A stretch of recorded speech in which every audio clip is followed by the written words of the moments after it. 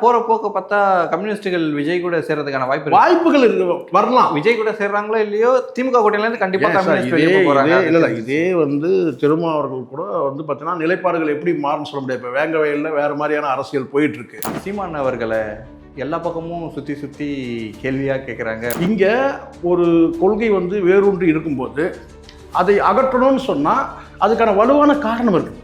பெரியார் குறித்து நீங்கள் விமர்சனம் பண்ணீங்கன்னா அதுக்கு பதில் சொல்கிறதுக்கு பெரியார் இங்கே இல்லை. பெரியாருடைய இயக்கங்கள் தான் இங்கே இருக்குது. ராஜீவ்காந்தி பொண்ணுன்னு சொல்லி கூட சொன்னாங்க. ஏன் திமுக கூட அது எதிர்பார்க்க சொல்ல முடியும். திமுக வெர்சஸ் ஏடிஎம்கே மக்களுடைய எல்லா எண்ணத்தையும் கேள்வி கேட்கலாம்.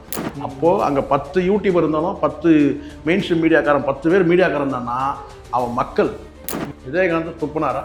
ஆமாம், ஒரு வெள்ளைய தூணர் தூணதும் போச்சு. வாங்க இங்கே வாங்க, அடிக்க மாட்டேங்க வாங்க சொன்னாரா? என்னதான் சார் நடக்குது? என்ன பிரச்சனை? வணக்கம் நேயர்களே, welcome back to in and out lifestyle. இன்னைக்கு நம்ம எதை பற்றி பேச போகிறோம் அப்படின்னா, முழுக்க அரசியலை பற்றி தான் பேச போகிறோம். நம்ம கூட இன்னைக்கு இணைஞ்சிருக்கிறது மூத்த பத்திரிகையாளர் திரு சேகுவேரா அவர்கள். வணக்கம் சார். வணக்கம் சார். வணக்கம் பிரபராஜ். வணக்கம். எப்படி இருக்கீங்க? நலமா இருக்கேன் சார்.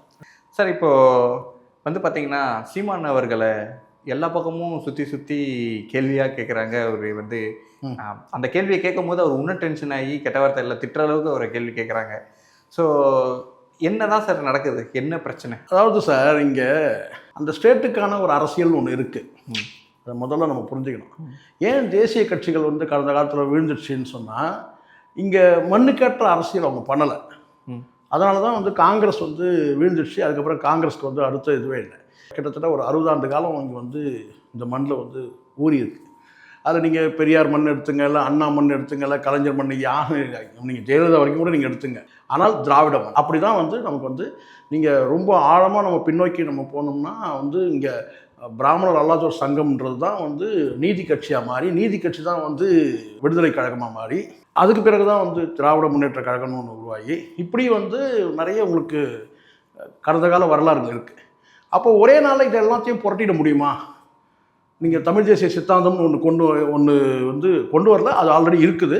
அதை நீங்கள் ஒரு புனரமைச்சு அதை நீங்கள் ஒரே நாளில் இதை மாற்றிட முடியுமானா மாற்ற முடியும். மாற்ற வேண்டிய அவசியம் என்ன, கட்டாயம் என்னன்றது ஒரு கேள்வியெலாம் இருக்குது. நான் ஒரு சார்பு நிலையில் நான் பேச விரும்பவே இல்லை. இங்கே ஒரு கொள்கை வேரூன்றி இருக்கும்போது அதை அகற்றணும்னு சொன்னால் அதுக்கான வலுவான காரணம் இருக்குது. இப்போது பிராமணர் அல்லாத சங்கம் ஏன் நிற்க முடியல? அதுக்கப்புறம் ஏன் பார்த்தீங்கன்னா பிராமணர் அல்லாதோர் சங்கம்ன்றது ஒரு ஸ்டேஜுக்கு மேலே ஏன் அது விடுதலை கழகமாக ஏன் மாறுது? ஏன் திராவிட முன்னேற்ற கழகமாக ஏன் மாறுது? அப்போது ஆட்சி அதிகாரம்ன்றது தான். ஸோ நீங்கள் ஒரு கொள்கையை திடீர் ஒரு சித்தாந்தத்தை கொண்டு நீங்கள் உடனே நீங்கள் ஆட்சி அதிகாரத்துக்கு போயிட முடியாது. அதுக்கு நீண்ட பயணம் தேவை. திராவிட ஆட்சியை அது அதிமுக இருக்கட்டும், திமுக இருக்கட்டும், அதை நீங்கள் உடனே அகற்ற வேண்டிய அவசியம் என்ன கட்டாயம்? சரி, அப்படியே நீங்கள் அகற்றணும்னு முடிவு பண்ணுறீங்க. அப்போ அகற்றணும்னு சொன்னால் நீங்கள் எடுக்கக்கூடிய அரசியல் உத்திகள் என்ன? சீமான் இங்கே தமிழ் தேசியத்தை பேசினால் கூட ஏற்கனவே தமிழ் தேசியத்தை பேசக்கூடிய இயக்கங்கள் பல இயக்கங்கள் இருக்குது. ஸோ அந்த இயக்கங்கள் எல்லாம் இயக்கங்களாக இருக்கிற கட்சியாக உருமாறல. ஏற்கனவே ஒரு கட்சி இருக்குது, நாம் தமிழர். அந்த கட்சியை இவர் டேக் ஓவர் பண்ணுறாரு. அதுக்கப்புறம் கேட்டால் முழுக்க ஈழ அரசியல் தான் பேசுகிறாரு ஆரம்பத்தில். ஆனால் நீங்கள் அவர் கட்சி தொடங்கின பிறகு, நான் சொல்கிறது 2008க்கு முன்னாடிலாம் அவர் ஈழ அரசியலை பற்றி பெருசாக பேசலை. விடுதலை புலிகள் கிட்ட அவர் அங்கே ஈழத்துக்கு பயணப்படுறாரு. அங்கே அவர் சந்திச்சாரா இல்லையா, அந்த போட்டோ தான் இந்த போட்டோவா, இப்போ இப்படி தான் ஓடிட்டுருக்குது. யார் அந்த சார்ன்றதை போய் அந்த போட்டோ தான் இந்த போட்டோவா, இந்த போட்டோ தான் அந்த போட்டோ எங்கே, இந்த போட்டோ பொய்ன்னு சொன்னால் அந்த போட்டோ எங்கே, இப்படியான நிறைய வசனங்கள் இப்போ வந்துடுச்சு. பெரியார் குறித்து நீங்கள் விமர்சனம் பண்ணிங்கன்னா அதுக்கு பதில் சொல்கிறதுக்கு பெரியார் இங்கே இல்லை. பெரியாருடைய இயக்கங்கள் தான் இங்கே இருக்குது. அவர் சொன்னது முன்னாடியும் பின்னாடியும் இங்கே வெட்டிட்டு இடையில மட்டும் ஒரு குறிப்பிட்ட ஒரு விஷயத்தை நீங்கள் சொல்கிறீங்கன்னா, ஒரு சர்ச்சைக்குரிய ஒரு கருத்தை நீங்கள் சொல்கிறீங்கன்னு சொன்னால் அதுக்கு வலுவான ஆதாரம் வேணும். நீங்கள் எத்தனையோ வார்த்தைகளை கடந்த காலத்தில் நீங்கள் விட்டுருக்கீங்க. ராஜீவ்காந்தி கொன்னோன்னு சொல்லி கூட சொன்னிருக்காரு. ஸோ அப்படி இருக்கும்போது அதுக்கு ஆதாரம் இருக்கான்னு கேட்டால் அது ஆதாரம் உங்ககிட்ட தான் இருக்குதுன்னு சொல்கிறாரு. இப்போது இந்த கருத்தை இதுதான் ரொம்ப முக்கியம். இந்த கருத்தை எதிர்கொள்கிறவங்க யார்? திராவிட முன்னேற்ற கழகம், அண்ணா திராவிட முன்னேற்ற கழகம், அதுக்கப்புறம் திராவிட இயக்கங்கள். அண்ணா திராவிட முன்னேற்ற கழகம் அதை போகிற போக்கில் ஒரு கண்டனம் தெரிவித்து கடந்து போயிடுறாங்க. திமுகவும் ஓரளவுக்கு கண்டனம் தெரிவிச்சுட்டு கடந்து போயிடுறாங்க. திராவிட இயக்கங்கள் இருக்குல்ல, அவங்களுக்கெல்லாம் கேட்டிங்கன்னா இது அவங்களால ஏற்றுக்க முடியாமல் ஒரு கண்டிக்கு தகுந்த வார்த்தையாக இதை பார்க்குறாங்க. தொடர் போராட்டங்கள் இதை அவங்க நடத்திட்டு வராங்க. இதே சீமான் வந்து பார்த்தீங்கன்னா ராஜா பெரியாரை பற்றி அவதூறாக பேசும்போது பெரியாரை தாண்டி இங்கே அரசியலே பண்ண முடியாது அப்படின்னு சொன்ன சீமான் அவர் ஏன் இப்போ திடீர்னு இப்படி மாறிட்டார்? ஏன் அப்படின்னா ஆரம்ப கட்ட காலங்களில் அவர் வந்து பெரியார பேரை சொல்லி ஓட்டு வாங்க கூட தயங்கினதில்லை. இப்போ அவருக்கு பின்னாடி வந்து யாராவது சொல்லி கொடுக்குறாங்களா? இல்லை, அவருக்கு முன்னாடி வந்து இந்த திராவிட இயக்கங்களை வந்து எதிர்கொள்கிறது வந்து கொஞ்சம் எளிதாக இருந்தது சார். ஏன்னு கேட்டிங்கன்னா இந்த சைடில் திராவிடம், இன்னொரு சைடு ஆரியம், நடுவில் இவர் தமிழ் தேசியன்றதை கொள்கையை முன்வைக்கிறார், சித்தாந்தத்தை முன்வைக்கிறார். அப்போ அவருக்கு அப்படி பார்த்தா தமிழ் தேசியத்தை முதல்ல முன் வச்சதே பெரியார் தானே. அதுதான் சார், பெரியார் வச்சாலும் பெரியார் யாருன்றது தான் டிஎன்ஏ டெஸ்ட் எடுக்கிறவங்கள இவங்க, சரிங்களா? பெரியார் யாரு? பெரியார் யார்? தெலுங்கர் அவர். பெரியார் வந்து தமிழ் மொழியை என்ன சொல்லியிருக்காரு தெரியுமா அப்படின்னு சொல்லிட்டு சொல்றது. திராவிட இயக்கங்களையும் இங்கே வந்து ஆரிய கோட்பாடுகளை சுமக்கக்கூடிய நபர்களை, வலதுசாரிகளே சொல்கிறேன், இவங்களை வந்து எதிர்கொள்றது வந்து சீமானுக்கு வந்து எளிதாக இருக்குது. இங்கே புதுசாக ஒருத்தன் வர வந்திருக்கான். அவன் என்ன சொல்கிறான்னா, ரெண்டு கண்ணு, திராவிடம் ஒரு கண்ணு, தமிழ் தேசியம் ஒரு கண்ணுன்னு சொல்லிட்டு புதுசாக ஒருத்தன் வர வந்திருக்கான். இப்போ அவனையும் எதிர்கொள்ள வேண்டியது. அவன் வந்த உடனே என்னன்னு கேட்டினா, கட்சியில் இருக்கிற பாதி பேர் இல்லை, முக்கால்வாசி பேர் போயிட்டான். சீமானை எப்படி கட்டி வச்சுருந்தாருன்னா, அவன் யார் தெரியுமா? நம்ம தமிழ் மொழிக்கு எதிரானவன், தமிழர்களுக்கு எதிரானவன், திராவிடன், அவன்கிட்ட நீங்கள் வந்து போயிடக்கூடாது அப்படி வச்சு. இவன் யார் தெரியல, இவன் ஆரியன், அவங்ககிட்ட போயிடக்கூடாது இப்படியும் வந்து. இப்போ புதுசாக ஒருத்தன் வந்து கேட்டால் ரெண்டுமே எனக்கு வந்து கண்கள் சொல்லும்போது அந்த ஸ்ட்ராட்டஜியை வந்து இவரால் எதிர்கொள்ள முடியல, யார்? சீமானால். அப்போ வந்து அந்த கட்சியிலிருந்து பெரும்பகுதி போகும்போது எப்படியாவது தக்க வைக்கணும். ஏன் திமுக கூட அதை எதிர்பார்க்க சொல்ல முடியும். Thimuka versus ADMK, DMK versus ADMK, DMK versus TVK, DMK versus NTK, இப்படி வந்து இருக்கணுன்றது வந்து திமுக வந்து எதிர்கொள்ளும். இப்போ இந்த இடத்துல என்ன ஆகுதுன்னு கேட்டிங்கன்னா, இவர் எந்த பக்கம் போனாலும் இவருக்கு பிரச்சனை ஆகுது. ஒரு பக்கம் ஏடிஎம்கேவே எதிர்கொள்ள முடியல, ஏன்னா ஏடிஎம்கே வந்து பெரியப்பா ஆகிட்டார். இந்த சைடில் வந்து பார்த்தீங்கன்னா டிஎம்கேவை எதிர்கொண்டா வந்து கேட்டிங்கன்னா பக்கபலமாக போலீஸ் இருக்குது, ஏகப்பட்ட பிரச்சனைகள் இருக்குது, இந்த ஆடியோ வருது, இந்த வீடியோ வருது, முடியல. இங்கே கூடாரம் காலியாக இருக்குது.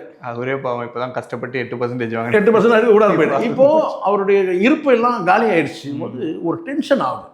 அப்போ எப்படி தக்க வைக்கிறது? 10 ஆண்டு காலத்துக்கு முன்னாடி நம்ம எதை கையில் எடுத்தோம்? இதை வந்து நல்லா புரிஞ்சுக்கணுங்க. இதை எளிதாக திமுகவோ அல்லது திமுக சார்ந்த இயக்கங்களோ கடந்து போயிருந்தாங்கன்னா ஒன்றுமே இல்லை.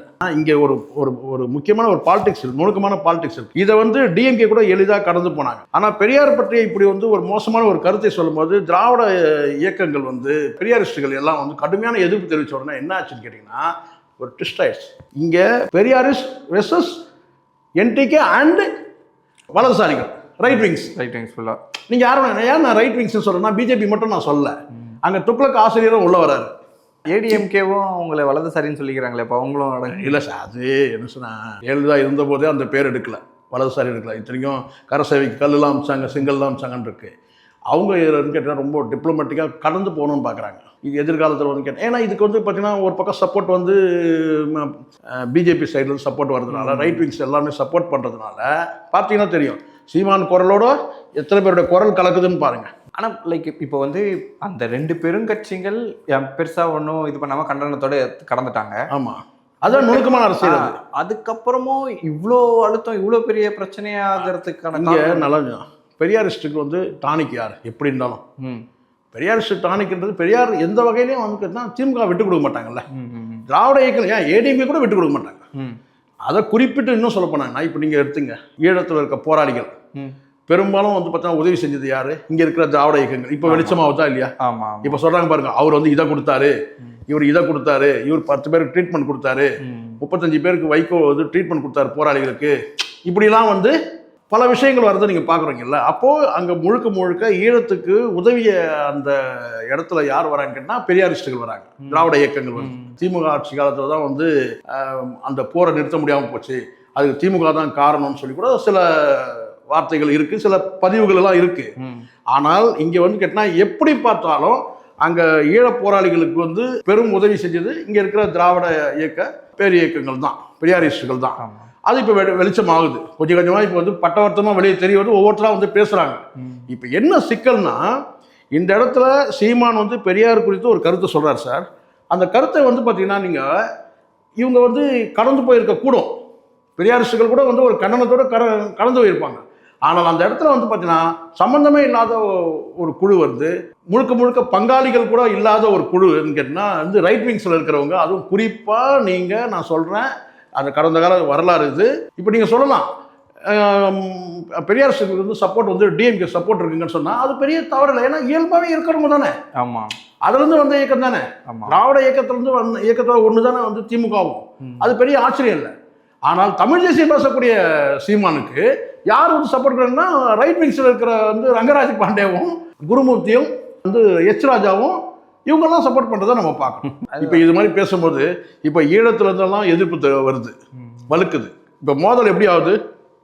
நீங்கள் பெரியாருக்கு எதிராக ஒரு கருத்து சொல்ல, பெரியாருக்கு ஆதரவாக ஒரு குரல் வர, இப்போ அடுத்த கட்டமாக என்ன கேட்டால் வந்து இந்த போட்டோ எடுத்தது போலின்னு சொல்லி ஒரு ஆதாரம் வைக்கப்படுது. அது உண்மைதான், போலி தான். அது அவரே சொல்லலையே, இது நிஜம் சொல்லவே இல்லையே. சொல்லணும்ல, இது வந்து சித்தரிக்கப்பட்டது அல்ல, அது நானே இல்லைன்னு சொல்றேன். இதெல்லாம் வந்து ஒரு மெச்சூரிட்டியான பேச்சு இருக்கணும்ல. நீங்கள் உங்களுடைய போலியான பிம்பங்கள் உடைக்கப்படும் போது அசிங்கப்பட்டு அவமானப்பட்டு நிற்கிறீங்க. ஆனால் அந்த ப்ரெஸ் மீட் இருக்கு இல்லையா, அந்த பர்டிகுலர் ப்ரெஸ் மீட் அவர் வந்து பேச வரும்போது ரொம்ப ஒரு திமிரு தெனாவட்டு வழக்கத்தால் அதிகமாக இருந்தது. அதுதான் சார், இது நீங்கள் மக்கள் வந்து நீங்கள் பாருங்கள் நல்லா இதுதான் இருக்குது. இப்படித்தான் பல தலைவர்கள் வந்து இந்த ப்ரெஸ்ஸில் மீட் பண்ணி பேசுறது நினைக்கிறது என்ன நினைக்கிறாங்கன்னா சார், நான் சொல்லிட்டு உங்களுக்கு இங்கே ஒரு பார்வை இருக்குது. இவெல்லாம் யார்? யூடியூபர்ஸ். இவெல்லாம் யார்? ப்ரெஸ்ஸுக்காரன். நீங்கள் நினைக்கிறீங்களா யூடியூபர் ப்ரெஸ்ஸுக்காரன்ட்டு மக்களுடைய எல்லா எண்ணத்தையும் கேள்வி கேட்கலாம். அப்போது அங்கே 10 யூடியூபர் இருந்தாலும் 10 மெயின் ஸ்ட்ரீம் மீடியாக்காரன் 10 பேர் மீடியாக்காரன் தானா அவன் மக்கள்கிட்ட கருத்து நீ சொல்லக்கூடிய கருத்தில் வந்து 100 பேர்கிட்ட இருக்கிற அந்த எண்ணத்தில் இருக்கிறது தான் ஒருத்தன் கேள்வியாக கேட்குறான். 100 பேர் மனசில் இருக்கிற 1000 பேர் மனசில் இருக்கிறது தான் ஒருத்தன் அங்கே கேள்வியாக கேட்குறான். அப்போ அவங்க கொண்டு வந்து கேமரா வச்சுட்டு உங்ககிட்ட ஒரு கேள்வி கேட்குறான்னா நீ போகிற போக்கில் நீங்கள் தென்னாவட்ட அது மக்களை பார்த்து பேசுகிற பேச்சு அது. நீ கேட்டால் நான் அதுக்கு பதில் சொல்லிடணுமா? ஸோ மீடியா பர்சன் கிட்ட வந்து நீங்கள் வந்து அதுக்கான மரியாதையான பதில் சொன்னீங்க, அந்த பதில் கொண்டு போய் அவன் சேர்க்குறான் சார், மக்கள்கிட்ட கொண்டு போய் சேர்க்குறான். நீங்கள் பேசுகிற பேசலாம் திமிரா பேசலாம், அது நீங்கள் என்ன பேசுகிற நீ வாந்தி எடுத்தாலும் அவன் கொண்டு போய் சேர்க்குறான்ல. நீ துப்புனாலும் போய் விஜயகாந்த் துப்புனாரா? ஆமாம், ஒரு வெள்ளிய தூணார், தூணதும் போச்சு. வாங்க இங்கே வாங்க, அடிக்க மாட்டேன் இங்கே வாங்க சொன்னாரா? விஜயகாந்த் நல்ல மனுஷன் தான், இல்லைன்னு சொல்ல, பட் சொன்னாரா? ஸோ மீடியா முன்னாடி நீங்கள் எமோஷன் ஆனீங்கன்னா யார் ஒன்றுமே சொல்ல சார். இந்த விஷயத்தில் மீடியாவுக்கு முன்னாடி வந்து எனக்கு தெரிஞ்சு கலைஞரை வந்து பத்திரிகையாளர்களின் நண்பர்லாம் சொல்லுவாங்களே, நியூஸ் எதுவும் இல்லை அப்படின்னு சொன்னால் நியூஸ் கொடுக்கறதுக்காகவே ஏதாவது இல்லை. அது கண்டிப்பாக சார் ஒரு கட்டத்தில் ஒரு பத்திரிகையாளர் கேட்குறாங்க, சார் அடுத்த கட்டம் என்ன சார் சொல்லி கேட்கும்போது அப்போது ஏதாவது பதில் கிடைக்கணும் அப்படின்னு நமக்கு கேட்டால் நான் சொன்னது கேட்டிங்களா, முதல்ல இந்த கட்டம் முடியட்டும் அப்புறம் அடுத்த கட்டத்தை பற்றி பார்க்கலாம்னு சொல்லிட்டு போய்டும். நகைச்சுவாக பதில் சொல்கிறது வேறு. ஆனால் சில கட்டங்களில் வந்து கோவப்பட்ட சில சமூகம் அந்த கோபம்ன்றது தெரியாது. கோபத்தில் வந்து வார்த்தைகள் தடிமன் வராது, பட் அது முகம் இருக்கமாக தெரியும். இப்போது இந்த விஷயத்தை பற்றி இது பண்ணும்போது என்ன அப்படின்னா, பெரியாரை தங்களுடைய கொள்கை தலைவராக அறிவிச்சுக்கிட்ட இன்னொரு கட்சி, புது கட்சி வருவீங்கன்னு நினச்சா நீங்கள் வந்துட்டீங்க சொல்லுங்க. அதனால விஜய்க்கு தானே பப்ளிசிட்டி. அது பப்ளிசிட்டி தான். அவங்க சொல்லியிருப்பாங்க என்னன்னு கேட்டிங்கன்னா, நம்ம இதை விட்டுட்டு வேடிக்கை பார்க்கலாம். விஜய் ஏன் ஏடிஎம்கே ஸ்டாண்டை ஃபாலோ பண்ணோம்? விஜய் சிஎம் கேண்டிடேட்டாக இருப்பாரா? அது அங்கே தான் சிக்கிறீங்க. நல்ல கேள்வி, அருமையான கேள்வி நீ கேட்டது.